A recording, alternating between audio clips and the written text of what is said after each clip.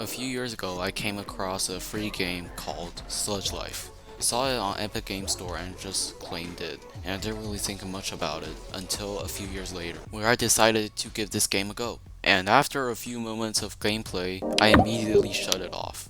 I was quite turned off by the game's visual style and of course its lack of direction. You were just spawned on this weird little island with no direction to go to. I spoke to a few NPCs and they didn't really help much either. A few months passed, until one day I was so bored because here in China we're still in lockdown. I know what you're wondering. What's in the canister? I could tell you, but then I'd have to kill you. And I decided to give this game a second try, and I should say I didn't look back. If you go to the Steam store page right now, you'll see that the description is Sludge Life is a first-person / open world / vandalism-centric stroll through the polluted island full of cranky idiots and the vibe so sick that you can taste it. And let me just say, the vibe part is not a hyperbole. In fact, I think it's understating how sick the vibe is. It's so complex and it's really hard to explain it, so here's a video of me explaining the vibe.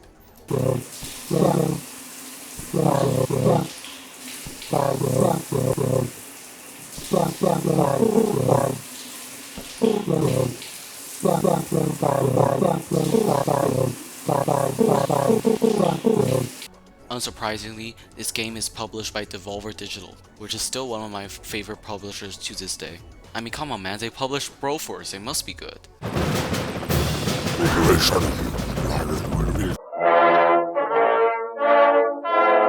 But what I'm surprised about is this game actually didn't gain a lot of attention.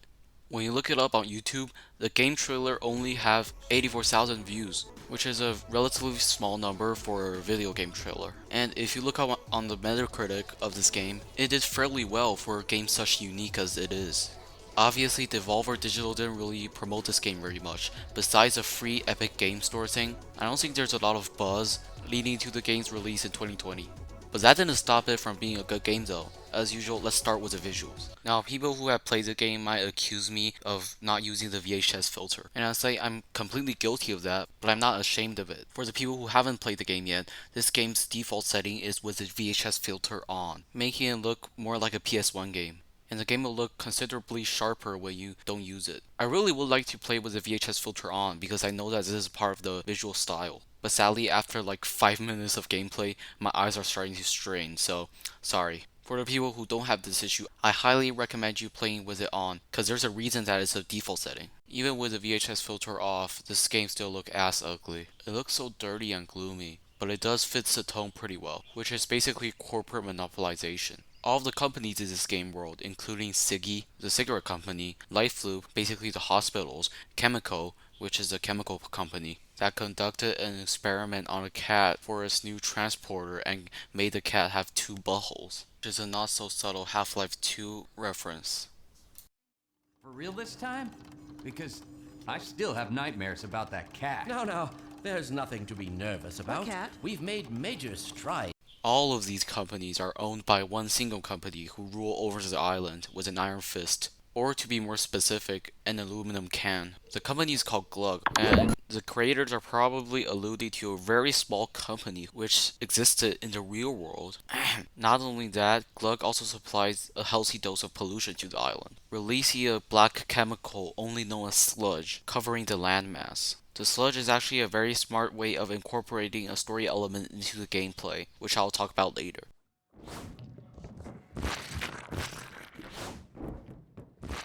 Ugh, that sound. Fuck off! The music in this game is amazing. Almost every time you go near an NPC, there'll be a radio playing dope music.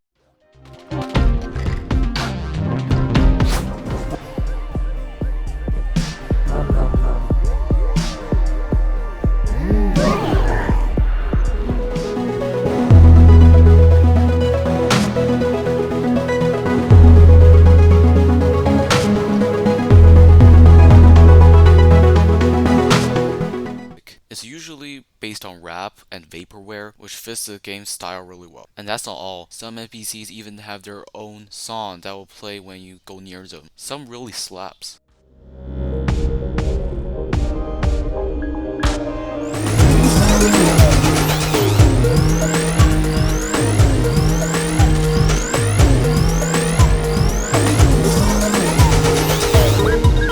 course, let's talk about the gameplay. I think it's best to compare Sludge Life to a point-and-click game, but without the point-and-click part. You talk to NPCs, you interact with stuff, you collect items, you use the item to solve puzzles. It's all there. This is still an open world game though, and you'll still do a lot of exploring. In fact, I can say that all of Sludge Life's mechanics are tied to exploring. How do you find the tags? You go explore. How do you talk to the NPCs? You have to find the NPCs first. What's interesting is that the main objective of this game, which is to spray as many tags as you can around the map, is actually just a huge puzzle. This tag might be too high for me to reach. What do? I might climb up a really tall building and jump down from there, and maybe glide over to see.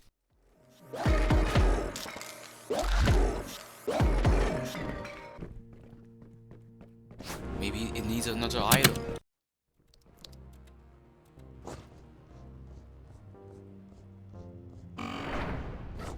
How do you find the item? You go talk to nearby NPCs to get clues.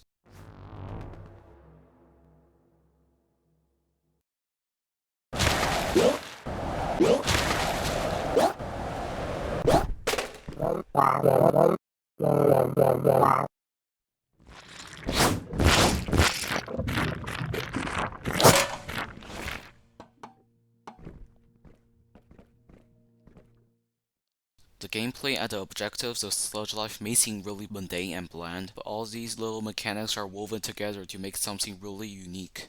What I also love about this game is how the story is actually tied to the gameplay. Ghost, who is the main character's only reason of existence, is to fight against Glug. And every time you misjump, every time you fall out of a building, you'll land on the sludge which Glug has produced. The sludge will slow down your movement and will make that very annoying noise.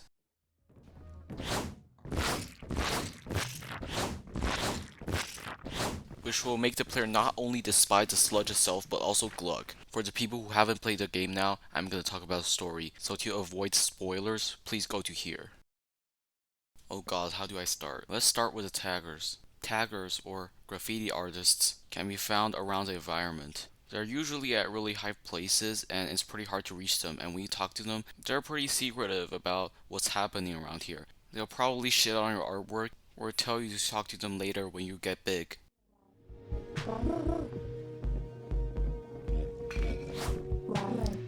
But after you get big, you can go talk to them and they have something to say. Some taggers want to see the world burn alive, while others sort of embraced the lifestyle. Notice how none of the taggers actually want to save this world. Remember that because when we talk about the endings, that will come up later. The most peculiar tagger that you will meet is probably the Tagger King. As the name suggests, he's the king of the taggers, as it appears that he lost his eyes. When you talk to him, he will only say these following words.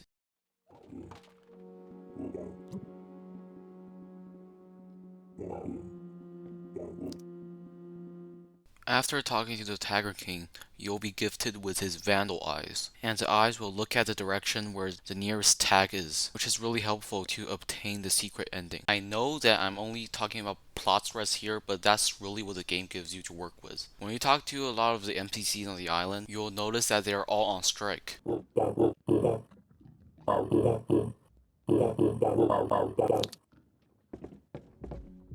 And you may think that they're on strike because, I don't know, Glug is polluting the whole island and basically making people go crazy in the process. But no, it is because that one of the most beloved mascots, Siggy, for the cigarette company, died, and he got crushed by the giant statue in front of Glug headquarters. Remember, Glug basically owns every company on this island, and that also includes the cigarette company, which suggests that Glug basically brainwashed every person on this island to only care about things related to the company's well-being, not necessarily their own well-being. And the reason that Glug wants to flush all of the taggers away from this island is because that they're basically the only sane people here, and they are the only one who knows that this is sort of fucked up. That also relates to the main action that you do in the game, where you have to spray tags in such obscure places, assigned to Glug that they do not completely rule the whole island yet. But that's just a theory. A game theory! Anyway, to achieve the good ending, you have to go to Glug headquarters main office, where you can find a button under the desk, which will reveal a secret passageway behind the bookshelf. That staircase leads to where the CEO of Glug lives. On the balcony, you can see that his living quarters overlook all of the island, meaning that he owned all of it. After taking a quick piss, you can go up to a ladder, which leads to our final obstacle. So how it works here is that if you press a button, the gate will open, but when you go near it, somebody will close the gate. So how do we get past this? Well, you have to get a teleporter first. You can set the place to teleport near the gate, and when you press a button, you can just teleport in front of the gate, and you can just go through. After taking the probably trippiest ladder in any game ever, you go up to the highest point of this island. Now you're truly above it all, even higher than Glug. After you letting it rain, you finally escape from the Sludge Life. You stepped into the escape pod, the mouse becomes inverted for some reason so you can see me struggling with the camera, and pretty much all the NPCs come to see you leave. It is actually kind of sad, seeing all these NPCs gave you clues to help you escape from this island. They cannot come with you. But of course, this is only 1/3 of the story. To achieve a bad ending, you have to go into this abandoned warehouse on the side of the map. When you get in, it is pretty obvious that there is some kind of Shadow of Chernobyl anomaly kind of thing, where the radiation caused the guy who lives in the warehouse kind of go mad.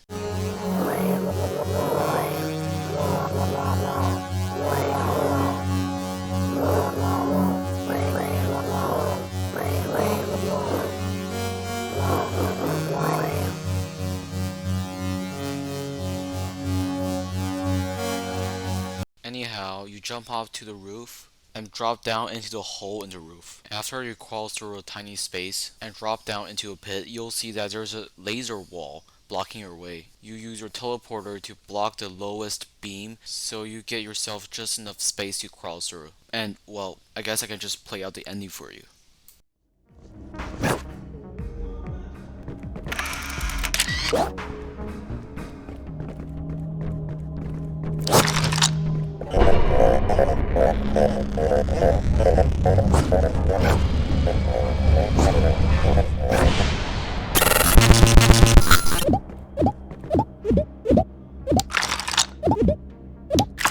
And the game crashes. That is not a technical error, by the way, in case some of you are wondering. This is how the ending is supposed to be played out. I was actually scared shitless when I saw this happening because I thought that some Doki Doki Literature Club shit is gonna happen, but luckily it didn't. So in short, two of the main endings we just go through. One is to escape from the island entirely, and another one is to just destroy it. But there's no main ending to actually save this island. You either abandon it or destroy it. There is no saving this island. Glug has already consumed everything and depleted everything that used to be beautiful about this island. Well, of course, last but not least, there is a weird ending, or the secret ending. I'm not gonna lie, I feel like this is the best ending to this game. To obtain this ending, you have to tag 100 graffitis, which are all the graffitis around the island. The more graffiti you do, the higher the reputation you will get.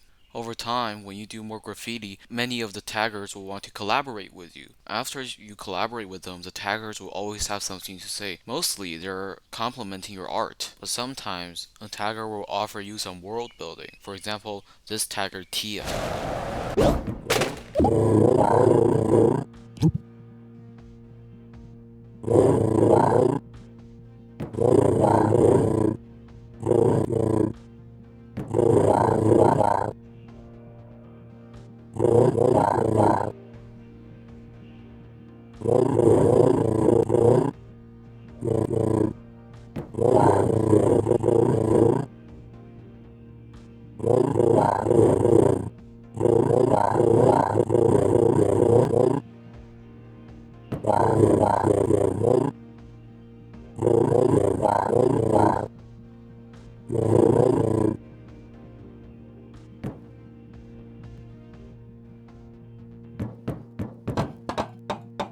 I have so much to say about this. First of all, the game is trying to encourage you to do as many tags as you can because you want that secret ending, right? But at the end, you're always trying to achieve a goal not doing it for the love. You don't actually want to do this. At least when I'm doing this challenge sort of thing, I didn't find it really fun doing the tags. I had fun because I enjoyed exploring this world. And the developers actually used a mechanic to encourage exploring and used it against us. Remember what the Tiger King said when he gifted us his eyes? He wanted to know if the player's worthy. Player, which is us, is literally repeating history. Just like Tia said, we're not doing this for the love. We're not trying to live the sludge life. We're literally just trying to reach an end goal. With that said, it's time for me to show you the weird ending. Before we start, epilepsy warning.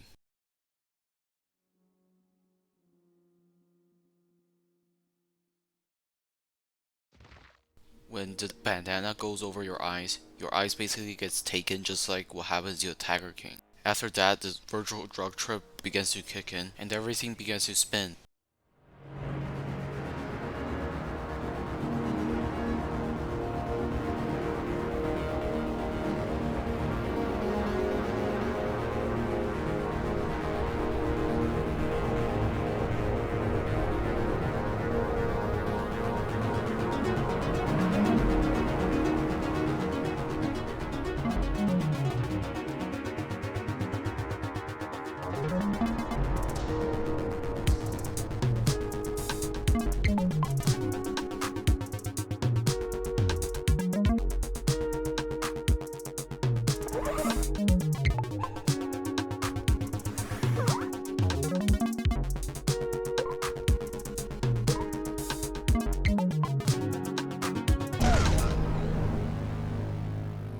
At last, Siggy appears on the screen, and two hands broke it open, along with a flurry of imagery, too wild and too random for the human eye to actually analyze. This, of course, represents the chaos that followed after Siggy's death. At last, nothing is left but a black void, and the Tiger King's crown drops in front of the screen, effectively naming Ghost as the new Tiger King. And the cycle will continue as Ghost will, after some time, look for a new hair.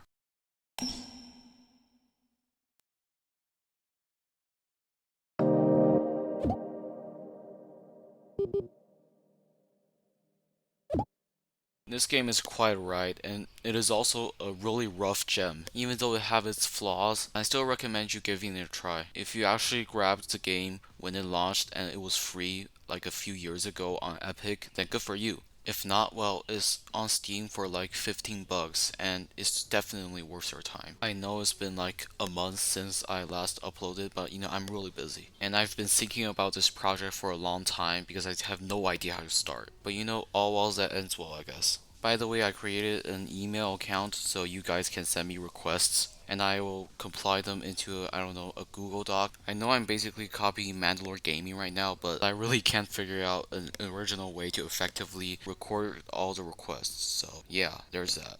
The forest will probably be next, and maybe the long dark after that, but we'll see. See you then.